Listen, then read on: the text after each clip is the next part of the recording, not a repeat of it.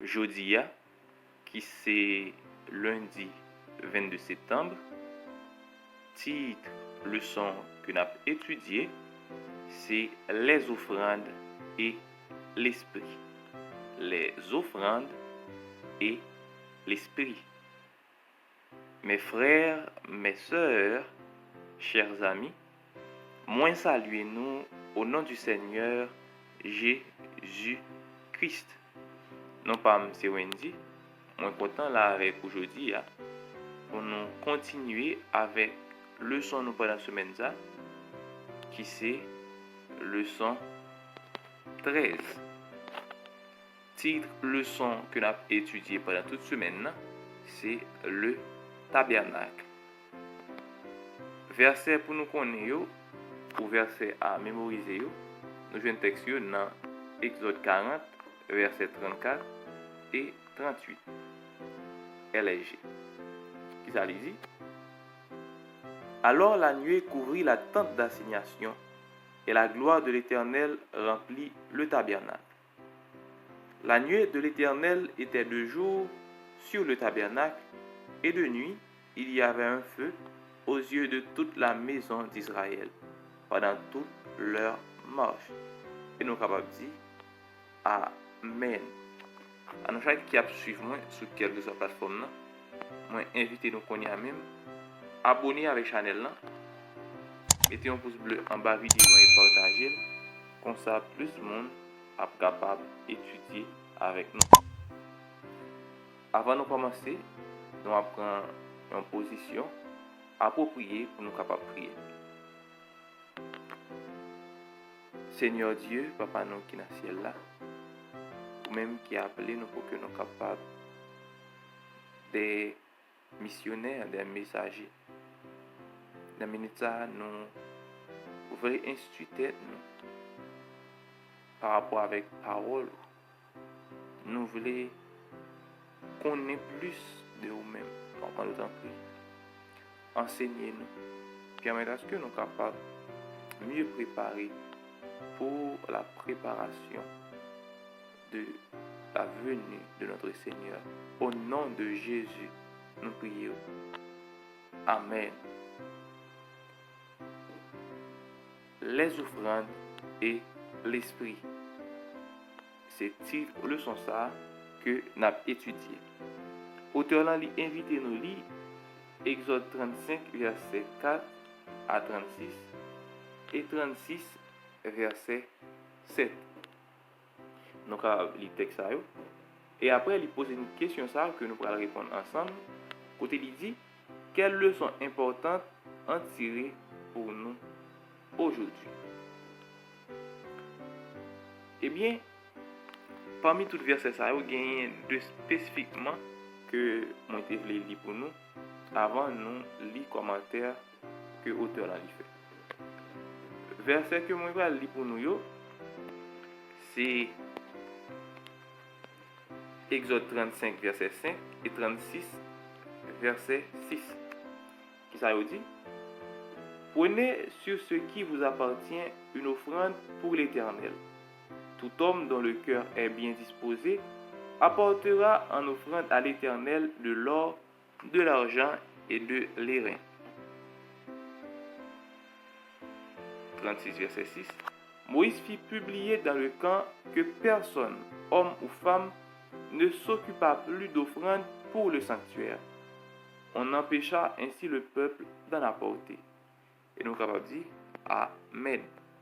Eh bien là, nous sommes capables de remarquer que bon Dieu était passé avec le peuple dans l'ordre qui était capable de porter offrande pour construction sanctuaire. Nous rappelons-nous, et bon Dieu, il était parlé avec Moïse. Il a dit Moïse depuis Exode chapitre 25. Mais toute bagaille que nous avons besoin pour nous capables de construire sanctuaire là. Et c'est dans le même chapitre ça que il dit avec Moïse, ils me feront un sanctuaire et j'habiterai au milieu d'eux. Eh bien, le peuple a un devoir pour être capable de bailler en pile matériaux pour construction sanctuaire là ou encore tabernacle là. Ou nous capable de dire tente d'assignation.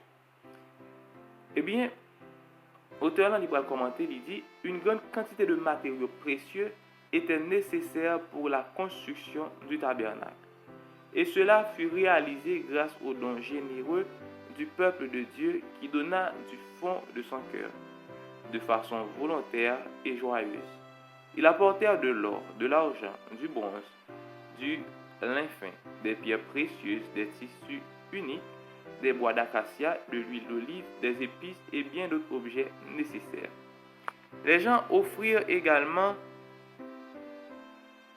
leur main-d'œuvre, car de nombreux objets spécifiques devaient être façonnés par leur travail artistique et minutieux sur la tente ou son mobilier. De plus, des tailleurs devaient tisser des vêtements pour les sacrificateurs qui serviraient dans le tabernacle, ainsi que pour le souverain sacrificateur dont les vêtements très élaborés incluaient un pectoral et un turban. Eh bien, nous sommes capables de voir différents matériaux que le peuple a été bail pour toute bagaille ça est capable de réaliser. Et ça qui est intéressant, deuxième verset que je lis pour nous, c'est Exode 36, verset 6. Eh bien, c'est Moïse qui pral fait une publication dans mitan tout peuple pour lui dire suspend porter offrande parce que le peuple était tellement bail matériaux que te vin gen trop matériaux. On capable dire constructeur sanctuaire là, tel que Betsaleel, fils de Hur, et te gen Olia, bien pilote et ouvrier, eh bien, je te dit que gagner trop matériaux, yo obligé faire moun yo camper parce que yo te porté trop offrandes. Et ceci c'est des offrandes volontaires. Ça montre nous comment bon Dieu il était béni peuple et comment peuple li te voulait montrer reconnaissance et tout. Pour ça, bon Dieu l'était fait pour eux. C'est une bonne action que peuple l'était posé. Et puis bas, nous capables de voir que l'auteur dit Dieu avait abondamment béni les Israélites par les dons que les Égyptiens leur avaient donnés à leur départ d'Égypte. Maintenant, c'était pour eux l'occasion de faire des offrandes de gratitude pour la conduite miséricordieuse et puissante de Dieu. Et leurs cœurs furent touchés pour accomplir cette œuvre à sa gloire. Et ensuite, le peuple donnait avec une telle joie et abondance qu'on informa Moïse que le peuple apporte beaucoup plus qu'il faut. Exode 36, verset 5. Moïse dut donc arrêter leurs dons. Les objets préparés suffisaient et au-delà pour tous les ouvrages à faire. C'est exactement ça que nous disons. Exode 36, verset 7. Le peuple était tellement bas offrande, eh bien, il y a trop offrande. Il a fait camper quantité offrande que le peuple est apporté.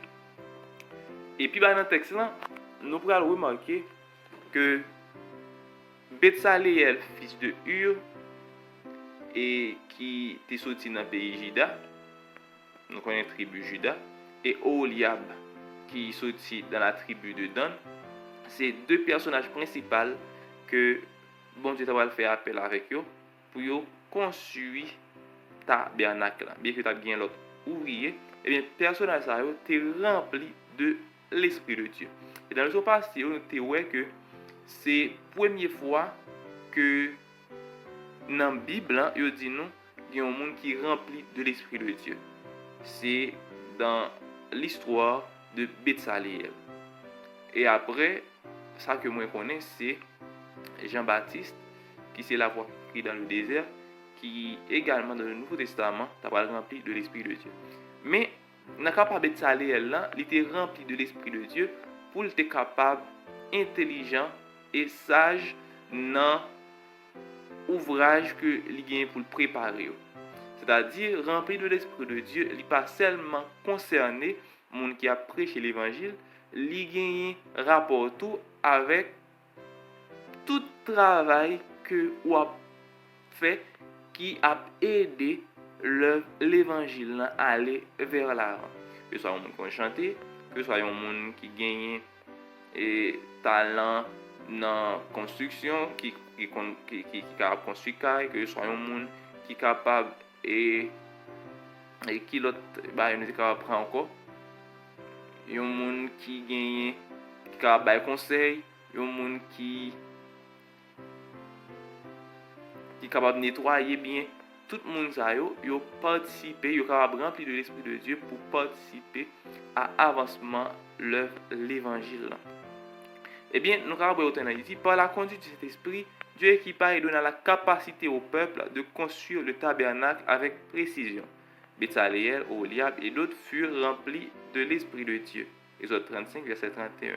Ce qui signifie qu'ils reçurent des compétences de la sagesse et des connaissances artistiques pour accomplir parfaitement le travail. C'était un projet immense qui devait être créé exactement selon le modèle que Dieu avait montré à Moïse. Il est significatif que le don de l'Esprit Saint a été lié aux différentes capacités et compétences des personnes qui devaient être mises en œuvre pour la construction du tabernacle. Être rempli de l'Esprit Saint n'est pas un processus magique et ne signifie pas que des forces spirituelles spéciales se trouvent dans les êtres humains, mais pour faire avancer la cause de Dieu et accomplir sa mission. Dieu donne à ses fidèles le pouvoir d'accomplir ses objectifs et de faire le bien et de le faire bien. Eh bien, l'esprit mondial, c'est pas un bagage surnaturel qui montre que l'esprit va posséder mon nom, on n'a pas rien contre tête, mais bien au contraire, c'est une réaction consciente et que mon nom a gagné une sagesse, une intelligence aiguisée pour lui accomplir ça que lui pour lui faire très bien et pour tout le monde capable ouais dans ça que lui a fait vraiment la main de Dieu. Et puis dans le texte là, auteur là lui pose question ça pour te lui dire quel don spirituel avez-vous reçu en étant rempli du Saint-Esprit? N'oubliez pas que les dons spirituels ne peuvent s'épanouir que lorsque vous cultivez les fruits de l'esprit dans votre vie. Galates 5, versets 22 et 23. Pour nous capables de finir, nous courber tête, nous fermer les yeux. Merci Seigneur parce que tu permets de nous étudier une très belle leçon, je dis encore. Nous en prie, mais parce que nous sommes appliquer parole ça dans le nom de Jésus, nous sommes capables de sauver. Amen. À bientôt pour le son mardi. Que bon Dieu capable de continuer bénir.